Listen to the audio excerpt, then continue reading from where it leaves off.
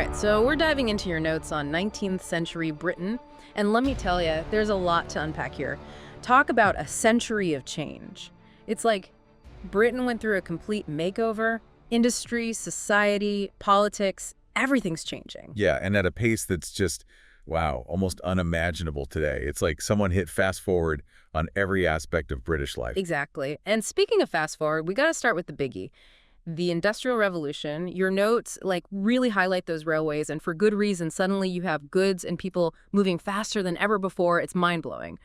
But what did this speed actually mean for, everyday folks? It's almost hard to overstate how much it transformed Britain, and I mean literally reshaping the landscape. You had towns exploding in size, new cities popping up around factories, and people, tons of people, all flocking to these new urban centers, looking for work, hoping for a better life. It's the birth of modern Britain, really. But with all those people, those cities weren't exactly, well, let's just say your notes mention overcrowding, disease. It sounds like a public health disaster waiting to happen. Yeah, it's the classic case of progress having a downside, right? Yeah. The speed of it all meant that, yeah, sanitation, housing, those things couldn't keep up. But, and this is important, it forced people to come up with solutions. Think of it, this is when you start seeing the first modern sanitation systems, the push for better housing, the very beginnings of urban planning. It wasn't pretty at times, but it sparked a lot of innovation. So from those challenges, we actually get the seeds of solutions we still rely on today. Fascinating how that works. Okay, shifting gears a bit, your notes mention this Crystal Palace thing, the Great Exhibition of 1851. It sounds more like something out of a fairy tale than history. Well, it was designed to be this huge spectacle. Imagine a massive palace, but made of glass and iron, showcasing all the amazing inventions and products of British industry, all under one roof. They even brought in raw materials from all over the British Empire, just to show off what they could do. Talk about making a statement. But it wasn't just a vanity project, right? How did all this industrial might affect Britain's relationships with, well, the rest of the world? It really cemented their position on the world stage, that's for sure. But more than that, it underlined how interconnected global trade was becoming. The resources that fueled British factories were coming from all over the world, and then the finished goods were being shipped right back out. You could argue it's the beginning of globalization as we know it. Wow, it's like a domino effect. And while we're talking about dominoes, all this industrial growth led to another big shift, the rise of the middle class.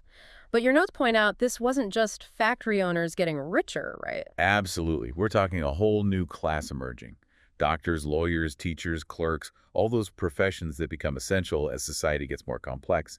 And this new middle class, they wanted a voice, a say in how things were run. They weren't content to just sit on the sidelines. So how did that play out? I mean, did Parliament just say, sure, come on in, have some power? Oh, not even close. Parliament in the 19th century, it was basically a battleground over who had power and who didn't. You had the Reform Acts, which slowly expanded voting rights, but those were fiercely debated. And then there's the rise of the two-party system, conservatives versus liberals, which really intensified the fight for control. It was a messy, dramatic process. Sounds like it. Okay, so while all this is happening within Britain, they're also busy expanding their empire across the globe.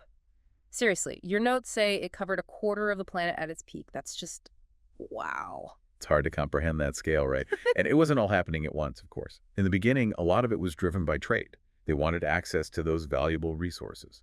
Cotton, tea, spices, all those things that fueled the British economy. Plus, they needed new markets for their manufactured goods. But then, as other European powers like Russia started to flex their muscles, things got a bit more complicated. That explains all these notes about the Opium Wars in China and the Crimean War.